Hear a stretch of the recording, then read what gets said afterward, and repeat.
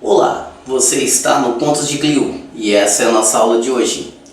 Na última aula de História, nós vimos um povo de navegadores que dominou os mares e dominou povos através do comércio e do mar, os fenícios.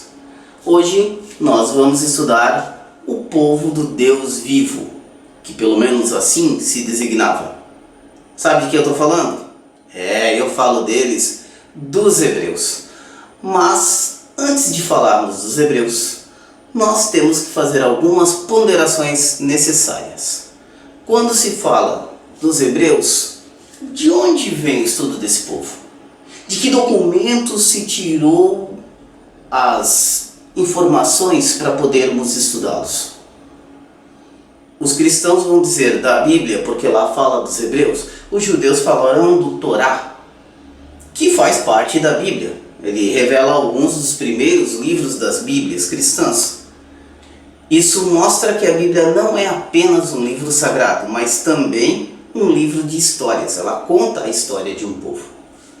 Além de ser um livro sagrado para as religiões cristãs, como o Torá é também para os judeus, a Bíblia e o Torá, que contam a mesma história, são documentos históricos nos quais os historiadores se basearam para cruzar informações e traçar a história do povo hebreu. Por isso, é muito importante e necessário você entender que não se deve traduzir nem o Torá e nem a Bíblia ao pé da letra, porque há uma série de questões a se considerar.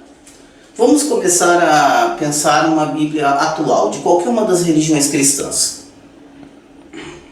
E vamos ver como teria sido ela desde a sua escrita inicial até os dias de hoje. Primeiro, os textos foram escritos em hebraico. E uma parte do Antigo Testamento ainda foi escrito em aramaico. Inclusive, alguns livros da Bíblia Católica não são aceitos por isso, porque foram escritos em aramaico e depois traduzidos para o hebraico. Aí você tem um livro com mais de 2.000 páginas, escrito uma parte, digamos, não todas, em aramaico, é traduzido para o hebraico. O resto do Antigo Testamento foi escrito em hebraico e foi então depois traduzido de novo para o grego. O Novo Testamento já foi escrito em grego e aí toda essa compilação de traduções é traduzida de novo para o latim. O latim foi a linguagem que a Bíblia foi reproduzida durante toda a Idade Média, até se formarem os novos estados nacionais modernos. No nosso caso, o estado de Portugal, que depois colonizou o Brasil. E aí é traduzido do latim para o português de Portugal, não é o nosso ainda. Vem-se para o Brasil e nós temos a tradução para o nosso português, mas nos idiomas, com as palavras da época da colonização. E aí nós temos todas as mudanças de modernizações, até chegar na Bíblia atual. Olha quantas traduções estamos falando. Agora, você acredita que as mesmas palavras foram usadas para formar as mesmas frases, formando os mesmos textos, formando os mesmos livros, formando o mesmo encadeamento de 2.000 páginas? As mesmas lá em aramaico, depois em hebraico, depois em grego, depois em latim, depois em português de Portugal, depois no nosso português da época da colonização, e são as mesmas até hoje? É impossível que isso aconteça. Obviamente que palavras mudaram, mas isso não muda o sentido da Bíblia. Ela é um livro, inclusive, que nós temos que entender que é muito simbólico. Tem muita coisa ali que não está diretamente escrito exatamente o que se quer dizer. Você tem que fazer uma tradução e interpretar as metáforas e os sentidos dela. Agora, a mensagem dela, justamente por esse simbolismo, ela sempre está atual para quem acredita nos ensinamentos da Bíblia. Portanto, quando se diz que as palavras que foram escritas lá na Bíblia original não são as mesmas que estão na Bíblia atual, não se está dizendo que foi mudado o sentido dela, que ela perdeu algum valor. Apenas está se fazendo uma ressalva de que você tem que entender que seria impossível. Essa história de que não se pode colocar nem tirar uma letra, nem mudar uma letra da Bíblia, não teria condições. Já está bem claro isso, certo? Mas vai ficar ainda mais complicado. Porque os dois primeiros idiomas em que ela foi escrita, o aramaico e o hebraico, eles não tinham vogais. Não tinham o A, o E, o I, o O e o U. Agora imagina como você vai escrever e falar sem usar as 5 vogais. Mas fica mais complicado ainda. Porque algumas palavras de algumas passagens, elas têm duplo sentido.